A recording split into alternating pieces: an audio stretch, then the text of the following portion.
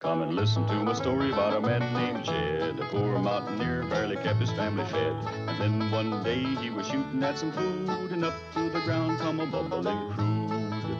Oil, that is, black gold, Texas tea. Well, the first thing you know, old Jed's a millionaire. The kinfolks said, Jed, move away from there. Said, California is the place you ought to be. So they loaded up the truck and they moved to Beverly Hills, that is, swimming pools, movie stars. The Beverly Hillbillies.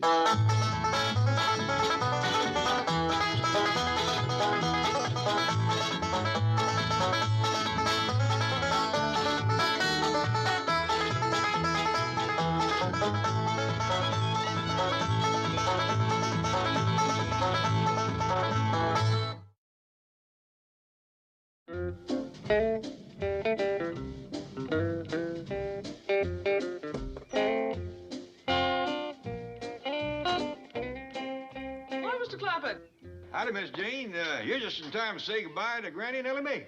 Where are they going? Well, Granny was called back home on doctor business, and Ellie Mae is going along. Doctor business? Yeah. You see, Luke Short's girl is having a baby, so naturally they sent for Granny to fetch it into the world. She's going all the way back to the hills for that? That's right. Well, don't they have anyone back there? Oh, sure, but Luke Short owns a general store, and he can afford the best for his daughter. And that's Granny. Ain't none better.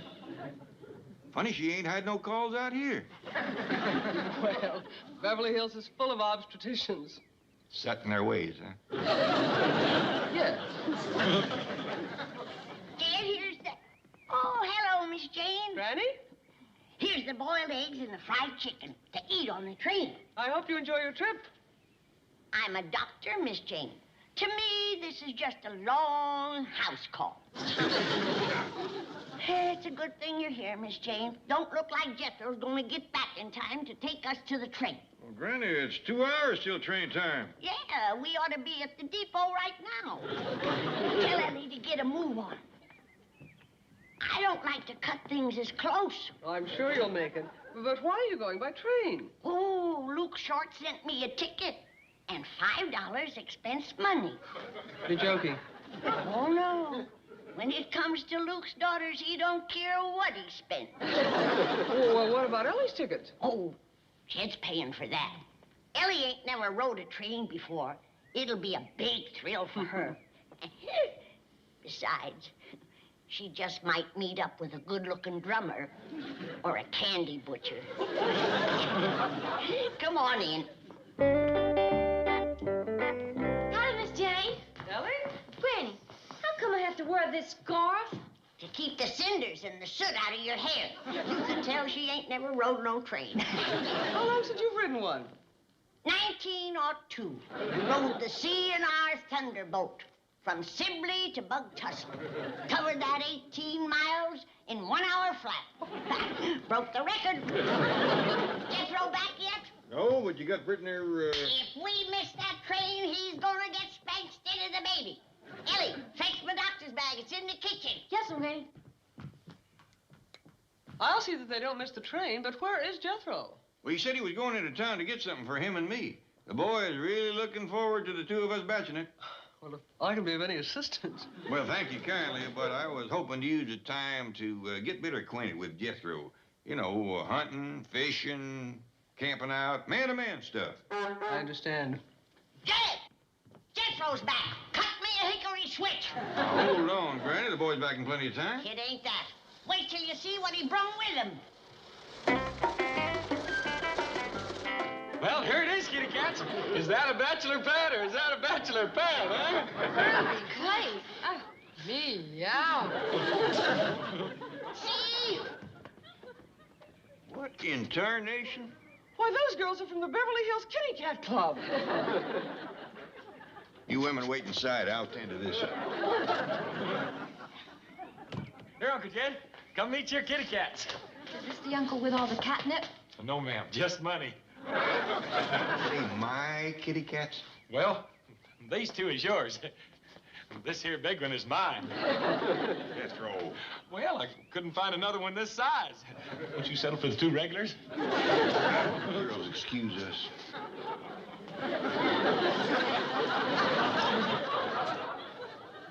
Now, you take them girls right back where they come from. I am. I just brung them by on approval. Couldn't have done that except for borrowed Mr. Drysdale's kitty cat club key. I figure that's where we'll start tonight. Then we'll go on out to the rabbit hutch and dance with a couple of cottontails. And then to the bear's den. They got teddy bears there. And then we'll go to the deer club. They call their girls fawns. And then we'll go... And then no place. Oh, yeah. That's enough for the first night. Boy, you've been saying the hunting was poor in Beverly Hills. There's plenty of game if you know where to look. I can't wait any longer. All you girls clear out. On your feet.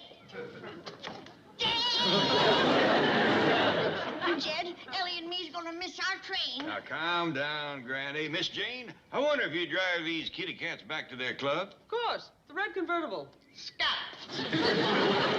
Tell Mr. Drysdale we won't be needing his keys. Oh, yes, we will, Uncle Jed. Without the keys, we won't be able to get into any of the clubs. Get into some decent clothes. You and me is going home with Granny and Ellie Mae. Home? You mean the hills? That's right. Oh, 4 of you are going? Yep. Well, why can't we stay here, Uncle Jed? Because you're too young to chase cats and I'm too old to chase you. Oh, gee. Here's Granny's doctor bag, Paul. Can we leave now? We's all leaving, Ellie. Well, then come on, because we're gonna be late. Oh, come on, Uncle Jed. Change your mind. Listen to reason. We can have a swinging time here. But who's gonna look after my critters? Don't you think you should talk to Mr. Drysdale before you make a decision? Well, Uncle Jed, we can yes, stay. well, We can stay. Hey, we've got to get back to the club. You stay out of this.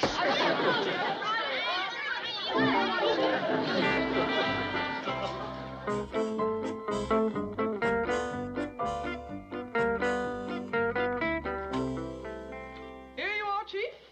Here are your keys to the kitty cats, cottontails, teddy bears, and fawns.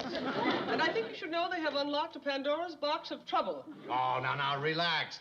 I only loaned them to Jethro so he and his Uncle Jed wouldn't get bored and follow Granny and Ellie back to the hills. Well, you have succeeded. They are not following them. Good. They're going with them. What? All 4 of them? The whole family? Correct? We may never see them again. Oh, their money. That $50 million may end up in the bank of Bug Tussle. Why did you let them go? Well, how could I stop them? Throw yourself in front of the truck. Say, well, you've got hospitalization. Granny's the key. Stop her, and we stop them all. Granny has been called home in her capacity as a doctor. Only a similar emergency would keep her here. There, you see. If you'd have thrown yourself in front of the truck, we'd be all set. No cooperation. Chief, she's going home to deliver a baby. Then we'll have to come up with one. See if any of the bank employees are expecting. Well, if they were, they'd already have a doctor. On what I'm paying them, don't be too sure. Really? Now, you talk with some of those budget-minded young marrieds. Tell them they'll have free maternity care and a $10 bonus. You are raving. In the first place, there isn't time. In the second The place... Brewsters. What? I just remembered. The Brewsters are going to have a baby. Well, they're adopting one. Well, Granny doesn't have to know that. Not for a while, anyway. Where are the Clampetts? Probably on the train by now. Well, I've got to stop them. How? The engineer will stop if he sees a body lying across the tracks. Chief, no, it's too dangerous. Oh, don't be silly. I'll be standing there waving my hat and pointing to you.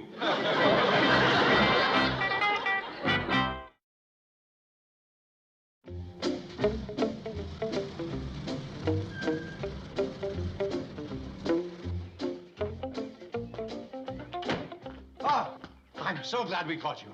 I want the Brewsters to have the best doctor in the business. They got her. And they got you to thank for stopping that train. Bravest thing I ever did hear tell of.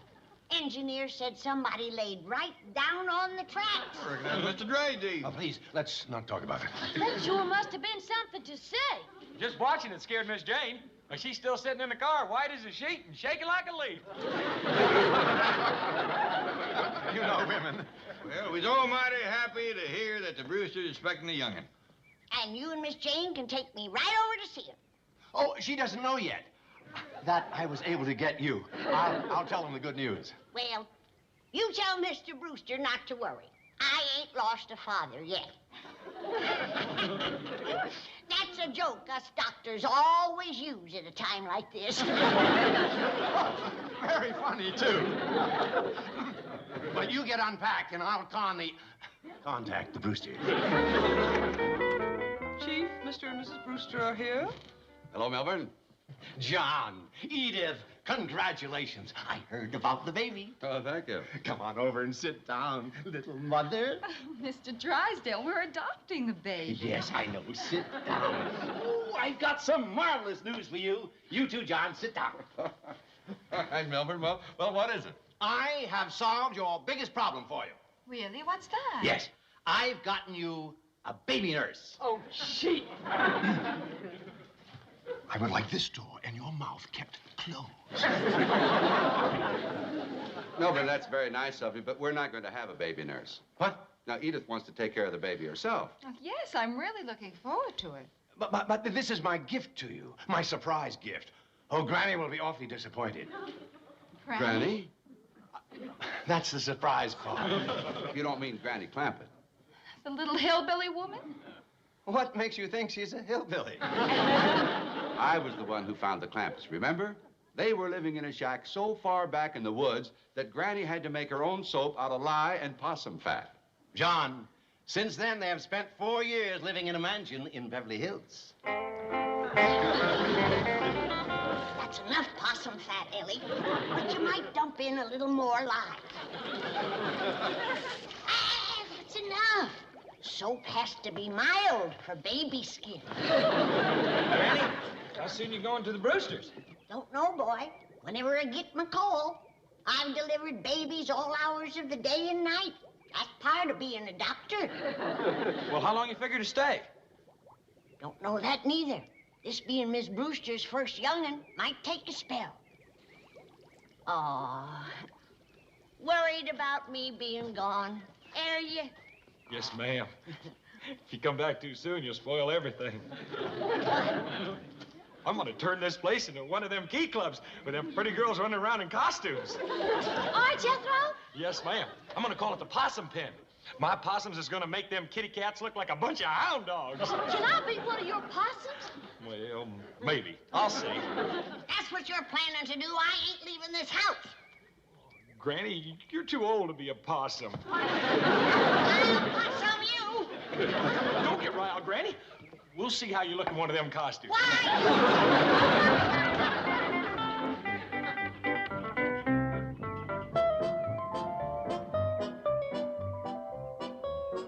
Howdy, Mr. Brewster. Jed? Congratulations. Mr. Drysdale told us about the new boarder that's a-coming. Well, thank you, Mr. Clampett. You must be a happy man. Where's Miss Brewster? Oh, she's at home getting the nursery ready. Well, you tell her not to bother about a cradle. The minute we heard the good news, I dug this one up. Been in the family a lot of years. Last baby to use it was Jethro. Oh, really? Yeah, that's the reason I'm putting in some more slats. Jethro gnawed right through a couple of them. The baby did this? Funny thing about Jethro, he was born with a full set of teeth, just like a beaver. Well, that's incredible. Jethro went to eating right off. Since he was 3 months old, he sat at the table and matched the grown-ups jowl for jowl. Well, Edith and I appreciate your interest in the baby, Mr. Clampett, and Mr. Drysdale told us how he has Granny all lined up. Oh, yeah, she's looking forward to it. She's out back right now making baby soap. Yes. Yes, well, you thank her for us, but... Now, it's us that's beholden to you. We was poor as folks could get till you bought our oil. Well... Why, till you come along, we was living mostly on pawpaws and high wind. Well, getting back to Granny helping with the baby, you tell her that Edith has decided to do it all herself. What didn't you say? No, she wants it that way. I heard about that back in the hills, but ain't that kind of unusual for a city woman? Yes, it is, and I'm very proud of her. Well, thanks. Oh, Mr. Brewster, I gotta admit, your wife's mighty spunky, but this being her first young'un, hadn't she better have Granny around? Well, let's let Edith try it her way. She's been reading books, attending classes and lectures, and... Well, that's all well and good, but I'd have her talk to Granny. You can't beat 50, 60 years of experience. No. Well, I'll pass that along to Edith. Oh, by the way, when is the young one due to arrive? Well, we don't know yet. We're waiting for somebody to tell us. Have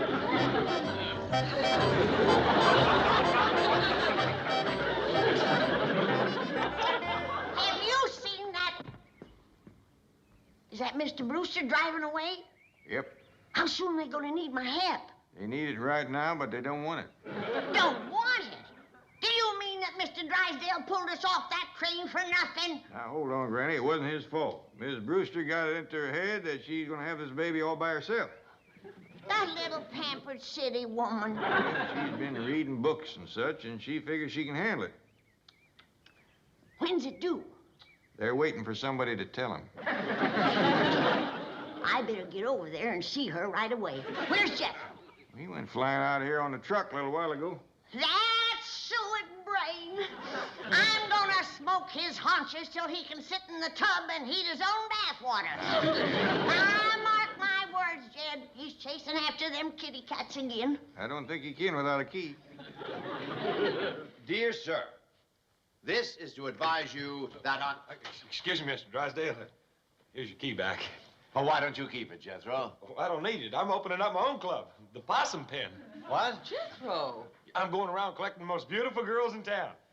Can I borrow Miss Jane? Oh, Jethro, why would you want me?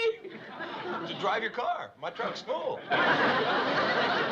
Well, then could you do me another favor? Here, kitty cats.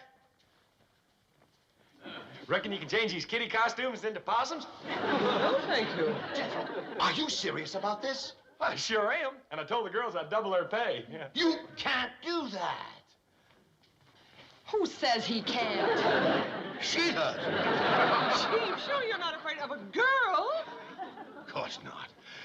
Come on, either one of you. Sorry, Mr. Drysdale. I don't want nothing to happen to my kitty cats. I mean, possums. You mean chickens?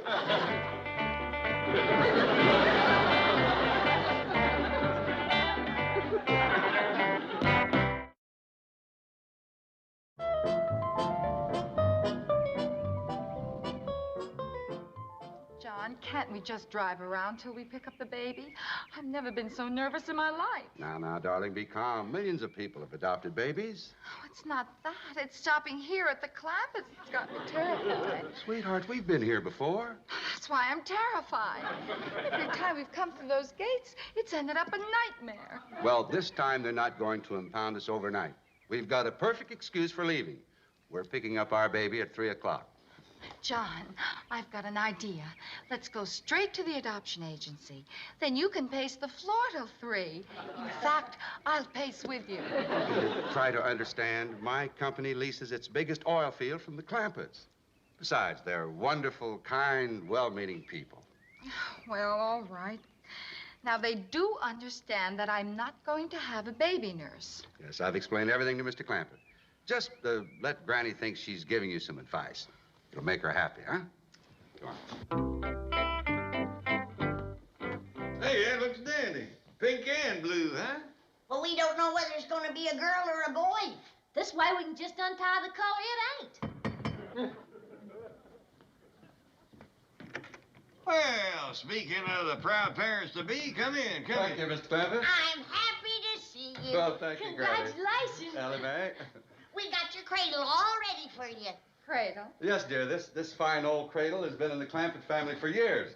They're going to let us use it. Jethro was the last baby in it. This here with his rattle. Hey, this was the cowbell we used to tie around his neck so he wouldn't get lost. When Jethro was a baby, he used to crawl off into the woods a lot, looking for food. Well, Jethro was born with a full set of teeth there, just like a beaver. Well, I will just take this cradle out and put it in the car. I'll give you a hand. Oh, thank you. Yeah, thank you. Ellie, you go outside with the men folks. I want to have a little talk with Miss Brewster. Yes, Granny. Edith, Jed tells me that according to your husband, you want to take care of everything yourself when the baby comes. Oh, yes, I do. I've been reading books and going to classes and lectures, and I feel I'm ready for John Jr. John Jr. Want a boy, huh? Well, it's what John wants, so that's what we decided on. You decided? Yes, we're going to pick him up at 3 o'clock. Pick him up? At the Beverly Hills baby service. The Beverly Hills baby service? Yes, I thought you knew all about this. Honey, it ain't me that don't know. Why don't you take your coat off and be comfortable? You and me got a lot to talk about. I don't really have much time. Darling, do you know what we forgot? The baby basket. You're right, we did. Baby basket? Yes, to put our boy in. We're going to go get him at 3 o'clock. Uh-huh. From that Beverly Hills baby service. That's right. Oh, John, I'm so excited. I can't believe the big moment is almost here. I know just how you feel, sweetheart. We waited a long time for this day. Oh, yes. Well, come on, let's get the basket and go pick up the baby. Oh, I hope we won't have to stand in line. We won't. All we have to do is give him the money. Hold it. Oh? Didn't you finish your advice to Edith? Didn't even get started. Both of you better sit down. We haven't time for that now, Granny. No, we'll stop on our way home and show you John Jr. Bye. Goodbye, Granny. Goodbye, Miss Clampett. See you later. So long. Where are they going in such a hurry? You wouldn't believe me if I told you. Try me. They're going to a baby store to buy a baby. You're right, I don't believe you. Jed, it beats anything I ever heard. How folks can get to be their age and still be green as grass. You reckon we ought to try to straighten them out? Don't worry, they'll be back with a broken heart. Then is when they's gonna need us. Paul, Jethro's back, and wait till you see what he's got with him this time.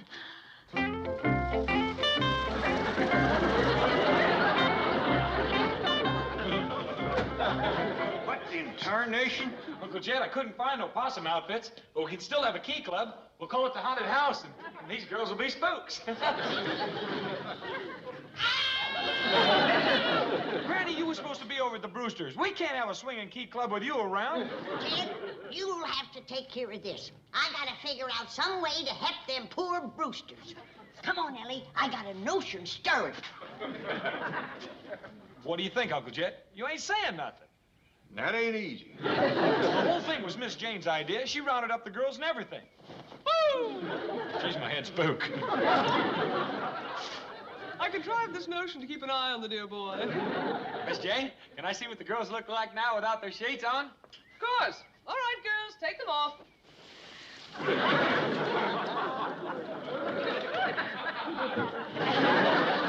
All right, that's enough. Put them back on. Everybody back in the truck. All right, Ellie, come on, fetch it in. Granny, I just seen the Brewsters come through the gate. Good, we got it just in time. Come on, Ellie. You got a what? It's a baby for the Brewsters. You got a what? Jed, they's all built up to hear the patter of little feet in that nursery.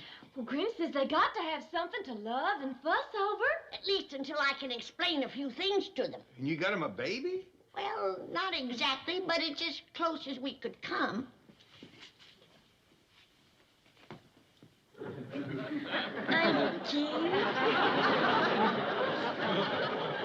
Well, yeah, he's cute, all right, but I don't hardly think they're going to be satisfied with this. Well, it's better than coming home with an empty basket. Granny.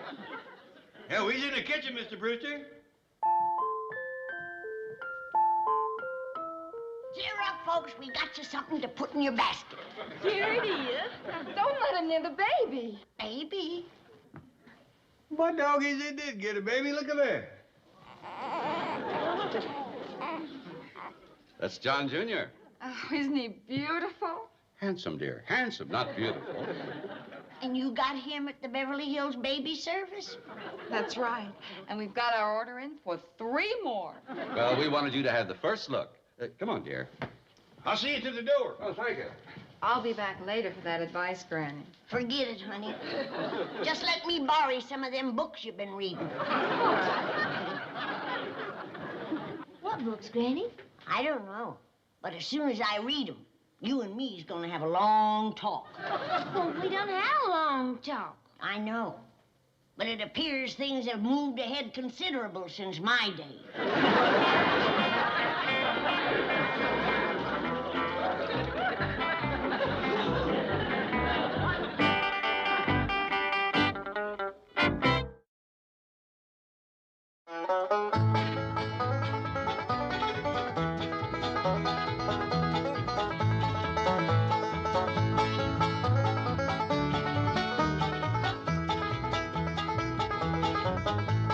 Now it's time to say goodbye to Jed and all his kin. They would like to thank you folks for kindly dropping in. You're all invited back next week to this locality to have a heaping helping of their hospitality. Hillbilly, that is. Set a spell. Take your shoes off. Y'all come back now. Here. This has been a Filmways presentation.